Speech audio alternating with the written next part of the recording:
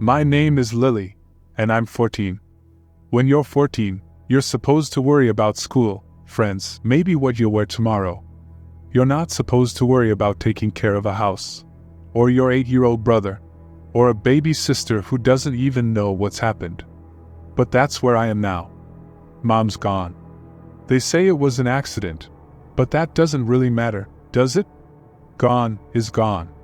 Dad's here, but not really. He sits in his chair, staring at nothing, barely noticing when Alex cries, or when Emily won't stop screaming. And I'm the one who has to pick up the pieces, the one who has to keep it together, because if I don't, who will? It started small, the strange things. The first time, I was in the kitchen, trying to make dinner. Emily was crying in her high chair, and I was on the edge of tears myself, trying to get the stupid pasta to boil. And then, out of nowhere, the stove turned off. Just like that. I didn't touch anything, it just turned off. I wanted to believe it was just a glitch, but when I looked over at Emily, she wasn't crying anymore. She was staring past me, her little eyes wide, and focused on something behind me. I turned, but there was nothing there. Just empty space, but the room felt cold, colder than it should have. At first, I thought it was Mom. I wanted it to be her, watching over us, helping in whatever way she could. But things got worse. Nights were the hardest. Alex had nightmares, waking up screaming for Mom, and I would sit by his bed, trying to comfort him. But sometimes, I would hear something, whispers soft but clear, coming from the walls. They sounded like Mom, but not quite. There was something wrong with them. Something that made the hairs on my arms stand on end. One night, after I finally got Alex to sleep, I went to check on Emily. Her room was dark, the only light coming from the moon outside.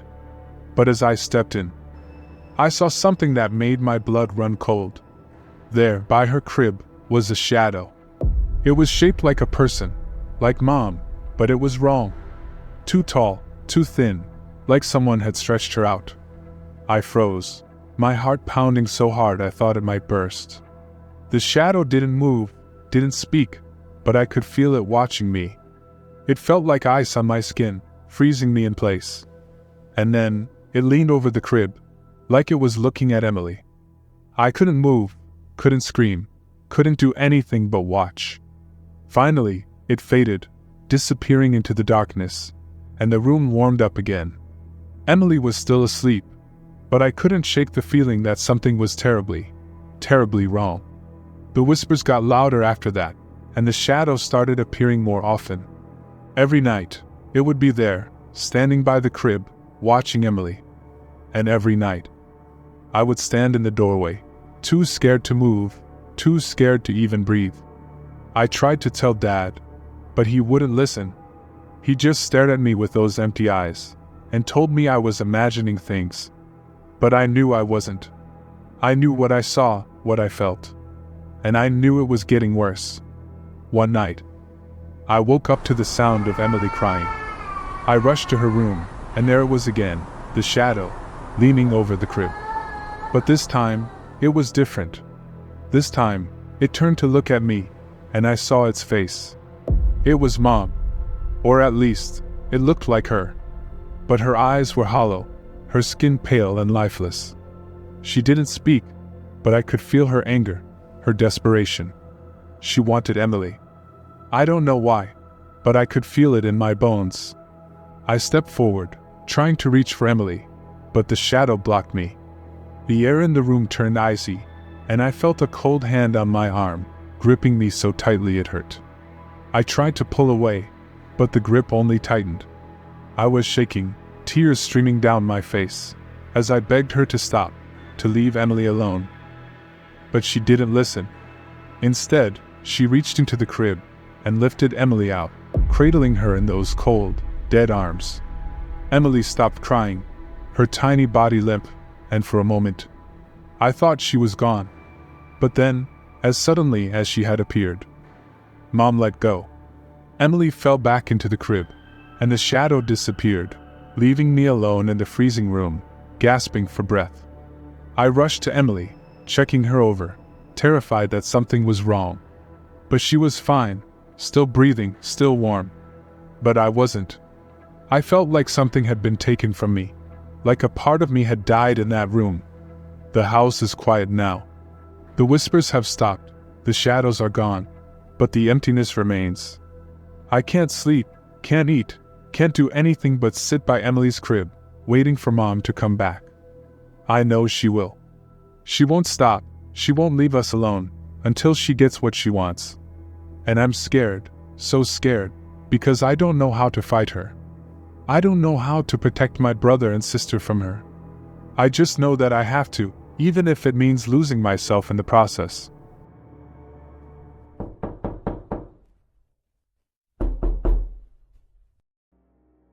I still remember the day I met Emily. She was everything I could have ever dreamed of, beautiful, kind, and so full of life. We started dating, and things seemed perfect, almost too perfect. But after a while, I noticed something off. Emily never slept. Not once. I'd wake up in the middle of the night and find her sitting by the window, just staring out into the darkness. When I asked her about it, she'd just smile, that faint, almost sad smile, and say she wasn't tired. I thought maybe she was just one of those people who didn't need much sleep.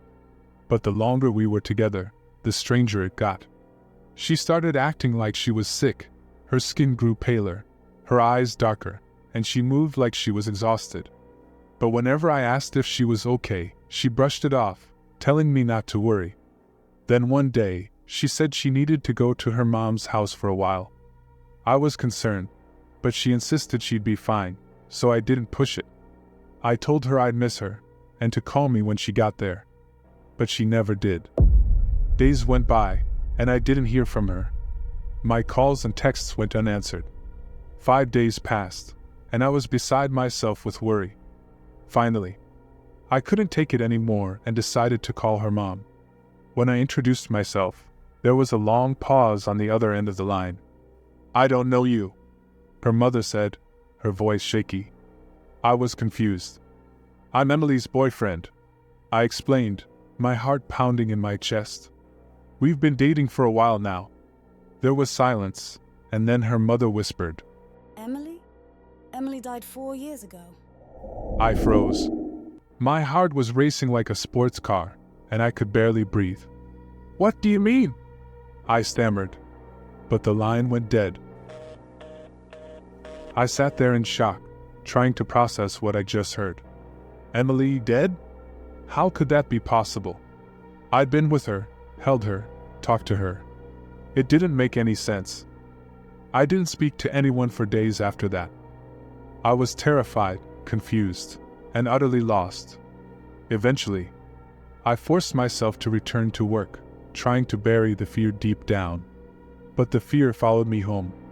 One night, after what felt like an eternity, I came home from work, still shaken by everything that had happened.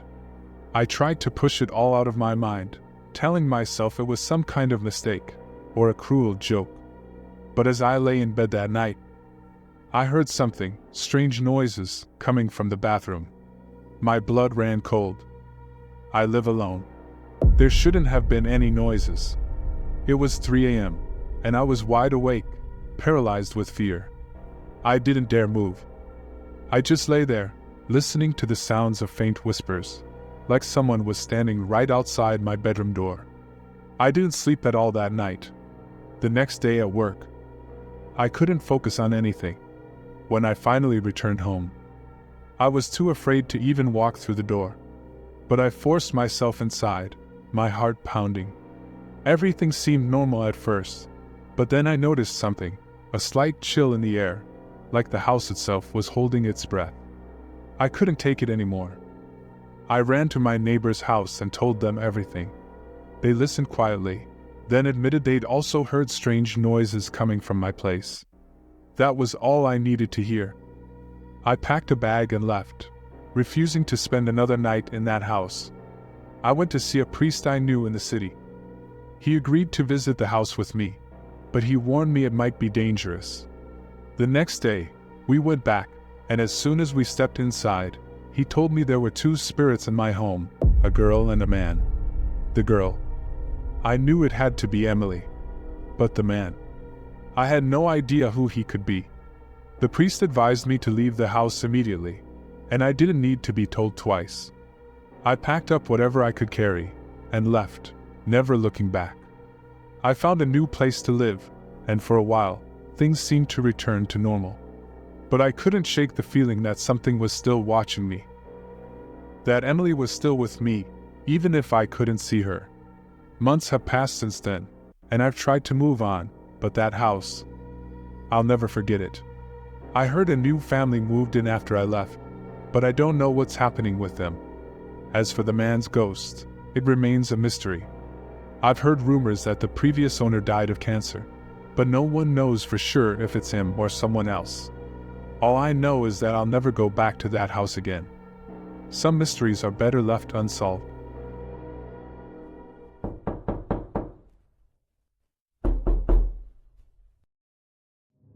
Do you want to go to the hospital to see your grandfather before he goes in for an operation, John? We're all headed there tonight if you want to come. Kathy asks her son. Do you think I need to, Mom? What do you think the chances of him coming back home? John asked nervously, uncertain of whether he should go or not. I'm sure he'll be fine, honey. If you want, you can come visit him after the surgery while he's in the recovery room, she replied in a loving tone. Okay, Mom, I'll go after then. Johann died on the operating table when the doctor made a grave error. John was never able to see his grandfather again until he saw him in the casket. Cold. Lifeless. What a way to bring in the teenage years. Considering one's own mortality. The vast end of it all. Death. The unknown. Will he come back to show me signs? I hope so. Years later, while playing a video game, John met a woman named Liz. Liz claimed to be a psychic. Not just any kind of psychic, but one from a line of them. She waged war with dark entities at night. She spoke with dead loved ones. She was able to speak with ghosts and buildings. She was fantastically nice and always discouraged John from asking further about how to do it. A few years of playing this game together, the two's friendship continued to blossom, and after years of swapping gab stories, Liz decided to teach John how to get into the places he most dearly sought. Finding his grandfather on the other side. Whatever you do, John, promise me you'll protect yourself and surround yourself with the white light, Liz said with seriousness, easily understood and interpreted via the years of conversations shared. Yes, I know. I will, I promise, John said, crossing his fingers. Of course, full intentions were had to protect oneself. Armed with the knowledge, it was time to put into practice what I had learned. The battle ensues. The relationship between the physical self, the brain, gut, but body, and the metaphysical one. The seer, observing, connected to the outside ethereal side of everything. I didn't realize the propensity in which the brain and body will absolutely work against you in every way from you establishing that connection. I finally did it. John laid on the couch in the basement. It was around 3 a.m. He started to practice his teachings sometime around 2:30 a.m. He failed to protect himself. However, he did not fail to open himself up. The darkness that had been there the entire time as a kid was in the furnace room behind him. Hiding. Watching. That darkness never hid itself to John. John knew it was always there. Every time John would walk up the stairs, he had to run, because that darkness would creep down the hallway of the furnace room and straight up the stairs after him, swiping at his feet, trying to pull him back down. How naive John was to forget it. This night is the night John will never forget. The preacher man's voice faded out. Silence. John, surrounded by darkness, started to feel an anxiety approaching. Time to wake up. John tries but cannot. Two imps creep up out from the shadows brought by it. Gremlin looking. Nasty. Gross. Very dark and grim. They hop up on John's chest. One just above his sternum. The other on his rib cage. Panicked, John isn't sure what to do. He tries to move but cannot. He tries to scream, and all he can hear is the faintest whisper coming out of his mouth. Help! No one heard. They were all fast asleep upstairs. His sister, his mom, his dad. All sawing logs, oblivious of the fact that John was downstairs paralyzed. Unable to move. Being attacked by two imps. Heart beating rapidly. What do I do? He thought. I'll pray was the only thought in his mind. As John, not bound to parental dogma, well read upon many religions, started to call out to the names of all the ascended masters of time. Nothing happened until the name Abraham was proclaimed. The imps shook John violently. Up and down, up and down. From the third person, it appeared I was likely a rag doll, like Reagan from The Exorcist. Flailing, I got tossed 3 feet away and fell down on the coffee table which was in between the couch and the television cabinet. As I crashed into the coffee table, it felt like I was being dropped from pretty high up. I crashed so hard, the corner of the coffee table, built in the 60s with some decent wood, cracked and caved in. I got up and ran as fast as I could upstairs. I didn't go back down there until I was a teenager. Ouija board on your own is pretty insane. Ouija board on your own without touching it is beyond heart-wrenching. Scratches at the door all night light. Kids giggling. Cats meowing. None of which existed there at the time. A strange orb glowing from a pinprick to a watermelon before popping and disappearing. No big deal. However, the darkness. It followed in dreams when I couldn't escape it. Feelings of heaviness. Like trying to run through water on the bottom of the ocean floor. Being fed on. Feasted on with scared energy. 25 years later, it found and trapped me. I couldn't escape. I had help by this time. I still couldn't defeat it. As I walked up the stairs in defeat, slowly, hard, being fed on and sucked back down, my grandfather passed down the stairs unaffected. Moments later, all darkness was destroyed and lifted. I could move my arms. I walked back downstairs to where the darkness was. As I did, my grandfather came back up the stairs. "John, who was that? What was that?" John asked Johann.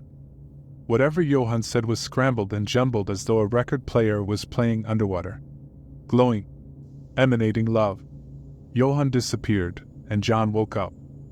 While there still remain followers and visitors in my home, and the home I grew up in most of my life, they aren't violent. They aren't scary. The physical self, emotion, and energy body united. No more fog. No more hiding. Once you shine your shine, it'll keep on shining. The other side of light, the lower side. It sees you shine. It wants your shine. Protect yourself with the white light.